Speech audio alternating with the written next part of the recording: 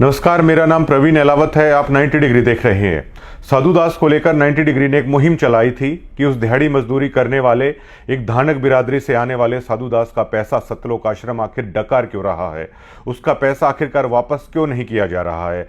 अब साधु दास ने एक वीडियो हमें भेजी है जिसमें संत रविदास जयंती पर वो कुछ अन्य लोग बैठे हुए हैं समाज के, उनके साथ बातचीत वो कर रहे हैं और उसमें बता रहे हैं कि सतलोक आश्रम वाले कह रहे हैं कि आपका पैसा वापस कर देंगे, आप इस वीडियो को हटा दो। मैं अंधविश्वास में पड़ा था, लाखों रुपए लुटा दिए उनको। भैया आप पाठ लिखाओ 25,000 रुपए का 3100 की जोती है, तो मैं लाखों रुपए लुटा दिए। मेरे को जरूरत पड़ी जब मैंने पता चलिया, जैसे किसान भाई है, किसाना ने करोड़ों रुपया सामान दिए, धान अपने, मैं भी धान उनको पाइपा खातर गया था। चलो ठीक है, मजबूरी में उनका साथ देना चाहिए, तो मैं मेरा आपके ऊपर पड़ी जब मैंने पता चलिए, मेरा सारा ढूंढ पड़ गया। उन्होंने कौन दिया, बोले आपके पास बुलेट मोटरसाइकिल है, छोटा हाथी है। मैं कह रहा हूँ किस्त भर के मैं मेरे ले आया हूँ और फिर थाना कमा के थाना दान दिया हूँ, तो मेरा दान वापस दे दो। ये मेरी वो 19 डिग्री चैनल है, वो भी आवाज उठा रखी है। तो कल के मेरे को फोन आने लग रहे, भाई तेरे पीछे दे देंगे, तू यहाँ वीडियो हटवा दे। मैं कहा या को नहीं हटवाऊँ भाई, मैं मेरे पीछे दे दो, मैंने थारी दरिया दिली की जरूरत को नहीं, मैंने मेरे पीछे वापिस दे दो। ठीक है, मैं लाखों रुपये लुटा, तो मैं पूरे अंधविश्वास में पड़ो ना भैया, पटना बहुत फायदे। ये इस बात का पुख्ता सबूत है कि सतलोक आश्रम इस मुद्दे पर कितना बौखलाया हुआ है। सतलोक आश्रम से ये मुद्दा ना तो बाहर निकालते बन रहा है ना निकलते हुए बन रहा है, लेकिन साधु दास की खुददारी देखिए। उसने ये कह दिया कि 90 डिग्री ने जो मुहिम चला रखी है वो बिल्कुल सच्ची मुहिम चला रखी है। आप मेरे जो हक का पैसा है, मुझे आप लोगों का एहसान नहीं चाहिए। आप लोगों ने जिस कदर टॉर्चर किया है, आपका एहसान नहीं चाहिए और मेरा पैसा है मुझे वापस लौटा दो। इस मुद्दे पर सतलोक आश्रम पूरी तरीके से बैकफुट पर नजर आता है। और आप सतलोक आश्रम के बारे में अगर आप रिसर्च करेंगे ना तो हैरान हो जाएंगे आप। अब जबकि एक सवाल मन में बार बार उठता है कि आप संत रामपाल जी महाराज का जिक्र अगर हरियाणा में कहीं पे करने लग जाते हैं, तो मैंने बहुत सारे लोग ऐसे देखे हैं वो बुरा भला कहने लग जाते हैं। अब जब उन आदमियों से आप पूछेंगे तो वो रीज़न जो बताएंगे ना, जो अनाप शनाप की बातें उस दरमियान आश्रम के बाबत मीडिया ने लिखी थी, उन चीज़ों का जिक्र हो जाता है। जो बैड एलिमेंट हथियार लेकर खड़े थे, जो 6 लोग मरे भी थे बरवाला कांड के दरमियान, उन चीज़ों का जिक्र है वो लोग कर लेते हैं और उन सभी चीज़ों को संत रामपाल जी महाराज से जोड़ देते हैं। उन आदमियों को ये नहीं पता कि संत रामपाल जी महाराज का दूर दूर तक इस तरह के बैड एलिमेंटों से कोई हाथ नहीं था। एक राष्ट्रीय समाज सेवा समिति जो संत रामपाल जी महाराज के भाई हैं महेंद्र दास, उन्होंने गठित की थी। संत रामपाल जी महाराज ने पूरी संगत के सामने ये कह दिया था कि ये समिति मेरी नहीं है। संत रामपाल जी महाराज को बरवाला के बाद जब गिरफ्तार किया गया था, मेडिकल के लिए पंचकुला हॉस्पिटल में लाया गया था, तब भी संत रामपाल जी महाराज से मीडिया ने पूछा था कि बाबा जी ये जो गुंडा तत्व है, बैड एलिमेंट है, ये जो गुंडागर्दी बाहर हुई है, ये आखिरकार कौन है। संत रामपाल जी महाराज ने पूरे देश के सामने ये कह दिया था, ये राष्ट्रीय सेवा समिति के लोग हैं, ये लोग मेरे नहीं हैं। आपके ऊपर इतने इल्जाम है सर, आपके ऊपर इतने इल्जाम झूठे कैसे हैं आपके ऊपर? आपके गुंडे इतने खड़े थे वहाँ पे, हजारों आदमी हरियाणा पुलिस से। मेरे नीचे राष्ट्रीय समाज सेवा समिति नहीं तो आपकी समिति है। अरे आपकी समिति है बाबा, आप अपने आप को संत कहते हैं, आप संत कहना लायक भी है? आप आपसे भी जवाब दीजिए। आपके वहाँ इतनी फोर्स, इतने गुंडे, इतने आर्मी खड़ी है हरियाणा पुलिस के ऊपर, आप लोगों के ऊपर आपने इतना बंदी बनाए रखा है। जितने लोग आपके आश्रम से निकले हैं वो सब कह रहे हैं कि उन्होंने आपको, आपके लोगों ने उनको बंदी बनाया हुआ था। रामपाल जी आपके कह रहे हैं, आप अपने आप को संत बुलाते हैं, सब झूठे हैं। यू आर गॉडमैन और कॉनमैन। और आपने जो जिस तरीके से मीडिया को टारगेट किया गया, हथियार को सब गॉडमैन और कॉनमैन रामपाल जी। और अगर आप राष्ट्रीय सेवा समिति का आप इतिहास देखेंगे, अगर उन आदमियों को देखेंगे जो इन्होंने इस ट्रस्ट को रजिस्टर करा रखा है इस नाम से, तो उसमें संत रामपाल जी महाराज के परिवार वाले लोग ही आपको नजर आएंगे। ये जो मैनेजमेंट है, ये जो राष्ट्रीय सेवा समिति है, इसका संत रामपाल जी महाराज से दूर दूर तक कोई संबंध नहीं है और उनका उनके परिवार से भी दूर दूर तक कोई संबंध नहीं है। जो हरकतें इन बैड एलिमेंटों ने की है, उनके नाम पर जेल में तो केवल संत रामपाल जी महाराज हैं। बहुत सारे लोगों पर यह देशद्रोह का मुकदमा लगा था। एक सवाल उठता है कि सभी लोग उस मुकदमों से बाहर आ गए, लेकिन आखिर संत रामपाल जी महाराज अकेले जेल में क्यों हैं? इनके पाप कर्मों को भोगते भोगते संत रामपाल जी महाराज को 11 साल हो चले हैं, वो जेल के अंदर हैं। लेकिन इन लोगों का देखिए आप, इन 11 साल में इन लोगों की आय देखिए, इन लोगों का स्टैंडर्ड ऑफ लिविंग देखिए, इन लोगों की गाड़ियां देखिए, इन लोगों के चमकते हुए चेहरों को देखिएगा। 11 साल पहले इनके चेहरे कैसे थे, आज किस तरह चमकते धमकते हैं इन लोगों के चेहरे। इन लोगों के घर देखिए किस तरह महलों की तरह इन्होंने धनान आश्रम में भी बना लिए हैं, हिसार में भी बना लिए हैं, अन्य जगह पर भी बना लिए हैं। 11 सालों में इन्होंने कौन सी मतलब लेफ्टिनेंट की नौकरी करके ये लोग इतना सारा पैसा है ये लोग लेके आए हैं। और जो आप दान दे रहे हो सतलोक आश्रम में, जो भी आप कर रहे हो, आप इस मैनेजमेंट, इस राष्ट्रीय सेवा समिति को कर रहे हो और इस समिति का संत रामपाल जी महाराज से दूर दूर तक कोई मतलब नहीं है। जो वीडियो कॉल में संत रामपाल जी महाराज ये कहते हैं कि ये मेरे उस पर हो रहा है, ये केवल संत रामपाल जी महाराज इसलिए कहते हैं कि जो संगत है वो कहीं ना कहीं वो रास्ता ना भटक जाए। संत रामपाल जी महाराज ने पंचकुला में कह दिया था मीडिया के सामने, ये बैड एलिमेंटों का मेरा दूर दूर तक कोई संबंध नहीं है। आज उनका परिवार संत रामपाल जी महाराज के नाम पे, किसान प्रोग्राम के नाम पे बड़ी बड़े साफे और पगड़ियां पहन रहा है, सम्मान करवा रहा है। लेकिन यही संत रामपाल जी महाराज के बेटे मीडिया को कहते थे कि हमारा सर शर्म से झुक गया है कि हम इसके बेटे हैं, ये हमारा पिता है। एक राशन कार्ड हम आपको दिखाने जा रहे हैं जिसमें संत रामपाल जी महाराज केवल अकेले हैं, किसी भी परिवार के सदस्य का नाम नहीं है। लेकिन आज संत रामपाल जी महाराज जब बाहर थे, इन परिवार के सदस्यों को इर्द गिर्द फटकने तक नहीं देते थे। अपने सत्संगों में उन्होंने कह दिया था, मुझे पता है मेरी जो संतानें हैं मेरी कितनी सेवा करने वाली थी। आज मेरे लाखों बेटा बेटियां मेरे एक इशारे पर खड़े रहते हैं। लेकिन आज अपने गुरु की आज्ञा को ना मानते हुए ये परिवार ने लोगों को राजनीति की भेंट भी चढ़ा दिया है। इन लोगों को वोटों में बेचने की भी कोशिश है इन लोगों ने कर दी है। और आप धनान आश्रम में कभी देखिएगा, इनकी बड़ी बड़ी फॉर्च्यूनर लग्जरी गाड़ियां हैं, वो सीधा आश्रम के अंदर जाती हैं। जो आम भगत हैं वो तो अगर खाली हाथ भी जा रहे हैं तो उनकी जेबों की तलाशी लिए बिना ये लोग अंदर जाने नहीं देते। आम भक्तों के साथ कैसा हो रहा है, लेकिन ये कैसे वीआईपी ट्रीटमेंट हैं सतलोक आश्रम वाले, भक्तों के दान के पैसे पर हैं वो ले रहे हैं। क्या कोई भी ट्रस्ट, कोई भी मैनेजमेंट, क्या इन्होंने कभी कोई एक पारदर्शिता तरीके से क्या कोई इलेक्शन इन्होंने कभी करवाया है कि आखिर यही लोग सालों से इस मैनेजमेंट पर काबिज क्यों हैं? पूरी तरीके से अब जब हमने वीडियो बनाई तो राष्ट्रीय समाज सेवा समिति की तरफ से एक वीडियोस आपने देखी होगी जिसमें वो ये कह रहे हैं कि हमारे आश्रमों के बारे में, ये इनकी निजी संपत्ति है। संत रामपाल जी महाराज के नाम पर आज तक कोई ईंट भी नहीं है कि उनके नाम पर कुछ हो।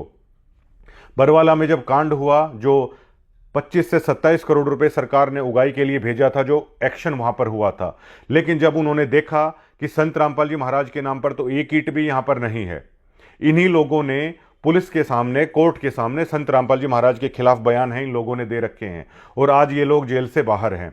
और देखिए जिसका गुरु जेल के अंदर है, ये देखिए मैनेजमेंट वाले क्या करवा रहे हैं। उन भक्तों को समझना चाहिए कि जिसका गुरु जेल की खड्डी पर सो रहा है, जिसका गुरु जेल में जमीन पर सो रहा है, उसके भक्तों के साथ किस तरह का खिलवाड़ किया जा रहा है। इन सतलोक आश्रम में बड़े बड़े वीआईपी लोग हैं, वो आ रहे हैं, ढोल नगाड़े बजा रहे हैं, लड्डू हलवे और जलेबियां बनाई जा रही हैं। आप किसी को लड्डू खिलाइए तो हरियाणा के आम समाज में या कहीं भी लोग ये पूछते हैं कि किस बात की खुशी के लड्डू हैं खिलाए जा रहे हैं। लेकिन इस कदर भक्तों को अंधा कर दिया गया है कि उनका गुरु तो जेल में है, ये लोग मिठाइयाँ बांट रहे हैं, ये लोग लड्डू बांट रहे हैं, ये लोग धनाना आश्रम में ढोल नगाड़े बजा रहे हैं, किसान सम्मान समारोह के नाम पर वहां पर लड़कियां नचाई जा रही हैं, अलग अलग तरह के भौंडे गीत हैं वो प्रदर्शित किए जा रहे हैं जो कि संत रामपाल जी महाराज की विचारधारा से बिल्कुल इतर थे। अरे आप सिखों से ही सीख लीजिए। जहां पर दिल्ली में शीशगंज गुरुद्वारा बना है, गुरु तेग बहादुर का शीश मुगलों ने काटा था, लेकिन सिखों ने जब तक वहां पर शीशगंज गुरुद्वारा नहीं बना दिया, अपने गुरु का बदला मुगलों से नहीं ले लिया, तब तक वो चैन से नहीं बैठे। लेकिन आप लोग देखिए, आपका गुरु 11 साल से जेल के अंदर है, आप लोग साल में 6-6 बार लड्डू जलेबियां और हलवा खा रहे हैं। बड़ा दुख होता है जब इस तरह की चीजें हैं वो देखने को मिलती हैं। आपका गुरु जेल में है, लेकिन इन लोगों के चेहरे आप देखिए, इन लोगों के चमकते चेहरे आप देखिए, इन लोगों के महनुमा घरों को आप देखिए। गुरु जेल के अंदर जमीन पर सो रहा है, ये महंगी महंगी गाड़ियों में घूम रहे हैं, आलिशान महलों में ये लोग रह रहे हैं। 11 सालों में इनका लाइफस्टाइल पूरी तरीके से बदल गया है। और ये आम भक्त भी जानता है कि संत रामपाल जी महाराज जिस दिन बाहर आ जाएंगे ये लोग आसपास भी नहीं फटकेंगे, लेकिन अपने गुरु के कारण ये आम भक्त हैं, इनके चंगुल में फंसे हुए हैं। अब देखिए संत रामपाल जी महाराज के जो नियम हैं, जो भक्त नाम ले रखा है, वो नियमों को आसानी से जानते हैं। दिवाली ये लोग नहीं मनाते हैं, होली ये लोग नहीं मनाते हैं, तीज ये लोग नहीं मनाते हैं, अन्य किसी भी त्यौहार ये नहीं मनाते हैं। किसी को गुज्जर खाई अगर हो जाती है, जो हवन वगैरह होता है वो संत रामपाल जी के महाराज के भगत है, वहाँ पर नहीं जाते हैं। कोई भी ब्याह शादी की अगर ऐसी चीज़ है तो उससे भी मतलब बचने की कोशिश की जाती है कि खाना वहाँ यहाँ पर मतलब ना खाया जाए। इस तरह की चीज़ें होती हैं। नाचना मना है, डीजों पर नाचना मना है, ढोल नगाड़े करना मना है, मेकअप करना मना है। रिश्तेदारियों से भी लोग कन्नी काट लेते हैं जहां पर उन नियमों के विरुद्ध अगर कोई चीज हो रही है। तो एक तरीके से आप देखेंगे तो संत रामपाल जी महाराज का भक्त है वो दुनिया से कट जाता है। मैं खुद इस बात का गवाह हूं। ऐसे ऐसे भक्त हैं कि उनकी बहन है उनसे बात नहीं करती हैं, ऐसे ऐसे भक्त हैं कि उनका भाई उनसे बात नहीं करता है। मैंने ऐसे ऐसे भगत हैं वो देखे हैं, उनके बेटे उनकी पत्नी उनको हर रोज ताने देती रहती हैं नियमों को लेकर कि आपने संत रामपाल जी महाराज का नाम क्यों ले रखा है। वो इस कदर दुनिया से कट जाते हैं, दुनिया से वो कट जाते हैं, फिर इस मैनेजमेंट की भीड़ चाल का वो हिस्सा बन जाते हैं। दुनिया से इस कदर कटे हुए हैं, ना उनका कोई मित्र है, ना उनकी कोई रिश्तेदारी है, ना उनका कोई समाज रहता है, और तो और उनका कोई गांव भी नहीं रहता। केवल और केवल उनके लिए रह जाते हैं संत रामपाल जी महाराज। इसी चीज़ का ये लोग फायदा उठाते हैं। इसी चीज़ के कारण संत रामपाल जी महाराज का एक नियम ये भी है कि अपने गुरु के सिवा और किसी को नहीं मानना है। लेकिन ये जो इनके परिवार वाले हैं धनाना आश्रम में, उनके घरों के बाहर भक्त हैं वो ड्यूटी देते हैं, इनके चौकीदार बनकर खड़े रहते हैं इनके परिवार के लोगों के। जहां ये मैनेजमेंट कहती है वहां पर चले जाते हैं, जहां पर झाड़ू लगाने के लिए लोग कह देते हैं वहां पर वो लगाने लग जाते हैं। समाज से कट गए, गांव से कट गए, रिश्तेदारी से कट गए, मित्र यारों प्यारों से कट गए, समाज में हर चीज़ से कट गए। इसी चीज़ से फिर ये लोग भेड़ चाल में शामिल कर लेते हैं। और अगर मेरे आप जैसा अगर कोई आदमी आवाज़ उठाने की कोशिश करता है तो इनके नाम पे एक कंप्यूटराइज पीला पर्चा है वो लोग निकाल देते हैं, ताकि दोबारा इस तरह की बगावत करने की कोई कोशिश ना कर सके, इस तरह कोई बागी है वो ना हो पाए। सतलोक आश्रम से जुड़े हुए हर व्यक्ति को ये बात है कि ये जो मैनेजमेंट है, ये जो समितियां बना रखी हैं, इसका संत रामपाल जी महाराज से दूर दूर तक कोई भी संबंध नहीं है। लेकिन इन नौसिखियों ने, इन नकली एक्टरों ने संत रामपाल जी महाराज को इतना बदनाम कर दिया है, इतना बदनाम कर दिया है कि आम समाज में जाकर भी आप अपने गुरु की अगर अच्छाइयाँ बताने की कोशिश करते हैं तो लोग गाली देने लग जाते हैं संत रामपाल जी महाराज के नाम पे। ये बैड एलिमेंट इस चीज़ के सारे कसूरवार हैं, जिन्होंने 11 साल हो गए हैं गुरु को अंदर इन लोगों ने डलवा रखा है। भक्तों का गुरु अंदर बैठा हुआ है, वो जेल की खड्डियों पर सो रहा है। जो जेल में जा चुके हैं उन लोगों को पता है कि वहां पर कोई बिस्तर नहीं मिलता, एक पक्की खड्डी उसे बोला जाता है वो मिलती है। वो भी मिल जाए तो बहुत बड़ी बात होती है, वरना लोग है वो नीचे ही सोते हैं। लेकिन साल में 6-6 बार लड्डू और जलेबियां हैं, सरेआम इनके तनखइये पत्रकार वीडियोज में दिखाते हैं कि देखिए। ये बहुत शर्म की बात है कि जिसका गुरु जेल में है वो लोग छाल में 6-6 बार लड्डू हैं वो मिठाइयाँ हैं वो कर रहे हैं। जिंदा गुरु के ऊपर फूल बरसाए जा रहे हैं, ढोल नगाड़े बजाए जा रहे हैं, डांस किए जा रहे हैं, और कोई कुछ बोलने तक को तैयार नहीं है। पैसे खाए जा रहे हैं, भक्तों के दान का पैसा खाया जा रहा है, और कोई एक गरीब आदमी वो ये बोल देता है कि मेरा पैसा वापस करो, उस तक को देने का इनका मतलब वो नहीं है, और दावे किए जाते हैं। ये जो सब इन लोगों ने किया है, ये 1000 करोड़ रुपए बांटे हैं या 2000 करोड़ रुपए बांटे हैं, ग्राउंड पे इनका टोटल फेलियर दिखाता है। 1000 करोड़ रुपए लगाने के बाद 500 लोग ये नहीं जोड़ पाए हैं संत रामपाल जी महाराज के सिद्धांतों से, संत रामपाल जी महाराज की शिक्षाओं से। ये सबसे बड़ा टोटली फेलियर इस मैनेजमेंट का है। और इस मैनेजमेंट को जो भी आप पैसा दे रहे हो वो आप संत रामपाल जी महाराज को नहीं दे रहे हो, क्योंकि उन्होंने डिनाई कर दिया है, ये समितियां उनके नाम की नहीं हैं। और संत रामपाल जी महाराज कहते हैं कुपात्रों के हाथ में दी हुई चीज है वो कभी नहीं फलेगी। इसलिए अब जो संत रामपाल जी महाराज की शिक्षाओं पर चलते हैं, उनकी सच्ची भक्ति करते हैं, वो लोग अपने गुरु के बाहर आने का बड़ी शिद्दत के साथ इंतजार कर रहे हैं। जो भी दान का पैसा उन्हें देना होता है वो अपने घर पर ही संत रामपाल जी महाराज के नाम का संकल्प करके है वो रख लेते हैं और वो संकल्प कर लेते हैं कि गुरु महाराज जब कभी आप बाहर आओगे ये दान का पैसा तब हम आपको देंगे। और मुझे पुराने भक्तों ने बताया है कि संत रामपाल जी महाराज अपने हाथ में दान का पैसा लेते थे, मतलब पहले वो पैसे को छूते थे उसके बाद वो वहां पर रखवाते थे। इसका सीधा सा मतलब ये था कि उस गुरु ने आपका दान का पैसा स्वीकार कर लिया है। लेकिन आज जो ये कर रहे हैं वो पैसा भी उस गुरु के दे तो रहे हैं भगत, लेकिन वो पैसा इस मैनेजमेंट के नाम पे जा रहा है। आप लोग सवाल क्यों नहीं उठाते? ये लोग फेयर इलेक्शन क्यों नहीं करते हैं? सालों से यही लोग आखिरकार उस संस्था पर काबिज क्यों हैं? कल जो 2-3 भक्त हैं कल टूट गए हैं इन लोगों के, जो सच्चाई इन लोगों की सामने आई है। लगातार भक्त हैं इनसे टूटते जा रहे हैं और ये लोग बड़े बड़े दावे करने की कोशिश करते हैं। इन्होंने एक भांग पिलाने की एक ऐसी कोशिश कर दी है, झूठे धर्म के नाम पर एक ऐसा नशा इन भक्तों को करवाने की इन्होंने कोशिश कर दी है। कुछ भी करने का प्रयास है ये लोग करते हैं। इनकी वीडियोस को आप देखिएगा, इतने लड्डू बन गए, इतनी जलेबी बन गई, यहां आने के बाद फला आदमी ने ये कह दिया, वो कह दिया, वो कह दिया। लेकिन अभी तक आम लोग संत रामपाल जी महाराज को लेकर नेगेटिव इसलिए सोच रहे हैं क्योंकि जो इनकी कुकर्म थे, जो इनके कुकर्म थे, वो इनका पीछा छोड़ने का नाम नहीं ले रहे हैं। मैं इस बात का पुख्ता गवाह हूं। गिरावड़ में संत रामपाल जी महाराज वीडियो कॉल पर आए हुए थे जब यहां पर सम्मान समारोह था। संत रामपाल जी महाराज से सरपंच बात कर रहे थे तो संत रामपाल जी महाराज ने कभी भी इन सम्मान समारोह की परमिशन नहीं दी है। इस बात का तो गवाह मैं खुद हूं। संत रामपाल जी महाराज ने उन लोगों को कहा कि मेरे पास लोग ये परमिशन लेने के लिए आए कि हम सम्मान समारोह करना चाहते हैं। संत रामपाल जी महाराज ने वीडियो कॉल के दरमियान बताया, मैंने उन लोगों को कहा जब आप लोग मुझे गालियां देते थे तब मुझसे नहीं पूछा था, अब आप लोग मुझसे क्यों पूछ रहे हैं? मतलब जो आपको करना है वो आप करिए। आप लड़कियां नचाइए, दान का जो पैसा है भक्तों का इन कार्यक्रमों पर वो उड़ाइए, स्टेजों से कुछ भी अमर्यादित भाषा कीजिए, पॉलिटिकल लोगों को बुलाइए, भक्तों से आप जयकारे लगवाइए, उनके नाम के हाथ उठवाइए, कुछ भी आप कीजिए।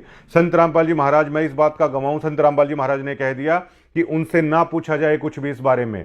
और ये लोग इस कदर भक्तों के साथ ठगी करते हैं। ये लोग दावा करवाने की कोशिश करते हैं कि महाराज जी ऐसा कर रहे हैं, महाराज जी वैसा कर रहे हैं। महाराज जी ने इन लोगों को साफ साफ बोल रखा है कि जैसा आपका मन करे आप करिए।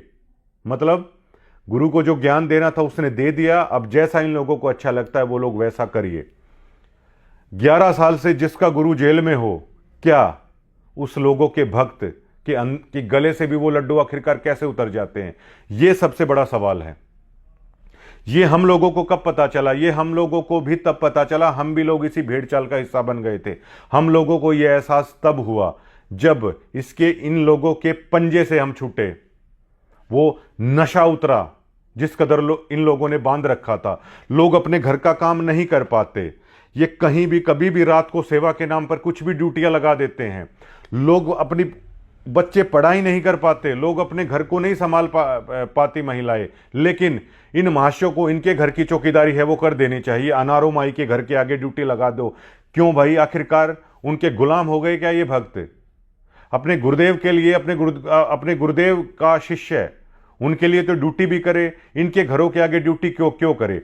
अब धनाना में इनका घर बन रहा है, इनके परिवार वालों का आदेश दे दिया गया ग्रुपों में डालकर कि गुरुजी का घर बन रहा है, वहां पे आके मजदूरी करिए।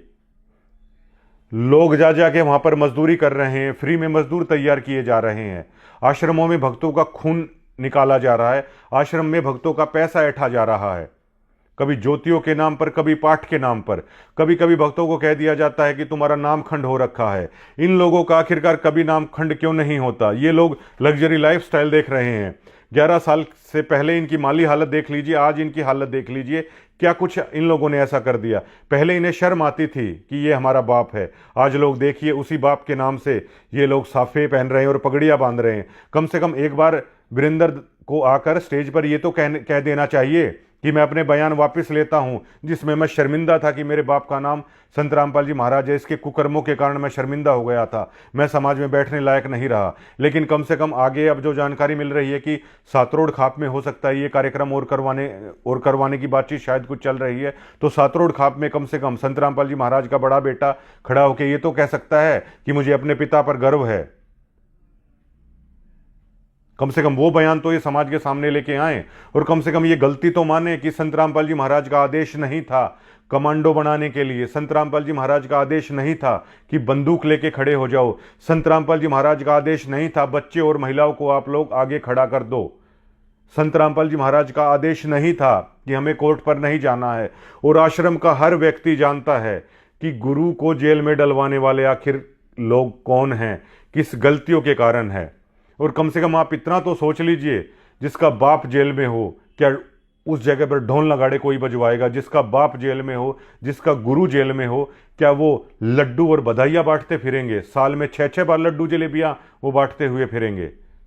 अरे आप सिखों से सीख लीजिए, उनके गुरुओं ने कितना बलिदान दे दिया, लेकिन वो कभी भूले नहीं, अपने गुरु का मान रखा जब तक उस चीज़ का उन्होंने बदला ना ले लिया। आप लोग हरियाणा की सोसाइटी के सामने आके गलती मानिए कि ये समिति संत रामपाल जी महाराज की नहीं है।